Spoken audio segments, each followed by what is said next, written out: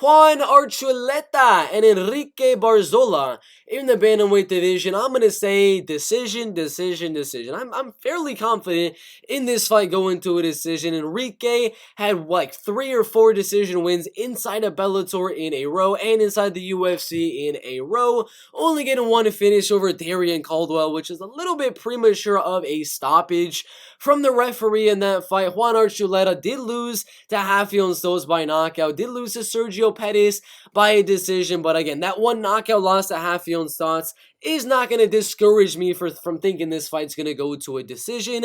But if you remember that Juan Archuleta Rafael Stones fight, Juan Archuleta was easily outstriking Enrique Barzola, landing a lot more volume, landing some of the harder shots, and he was on his way to winning a very good decision. Just got cut later on in that fight. So Enrique versus Juan should be 3 rounds of striking.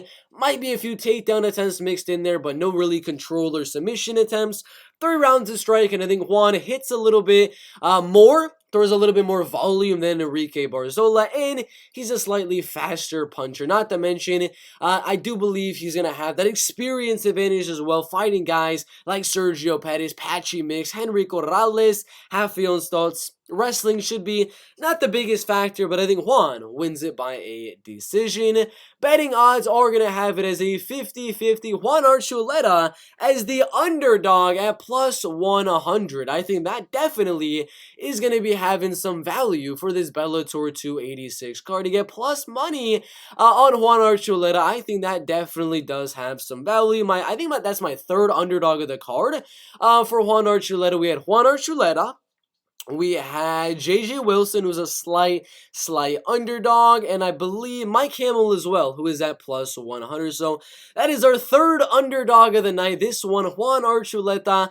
I think that one definitely is going to have some value. He started as a slight favorite.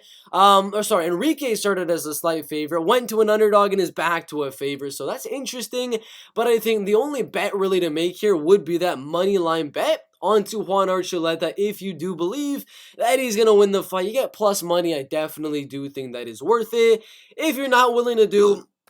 if you're not able to do or willing to do a money line bet on Juan Archuleta, I like the decision. I like minus 230 on this fight goes to a decision. You can parlay that one with a few other fighters on this card. Go up to the parlay tab right here. Let's just say, for example, over 2.5 or goes to a decision. I'm feeling very, very good about that. Then you put maybe a Bobby Cerronio in there, you put a Sumiko Inaba, Lance Gibson Jr. as well, and you get plus 118 for a 4-person parlay right there, including the fight goes to a decision as well. So fight goes to a decision in a parlay piece, get it down to plus money. I think that one does have some value.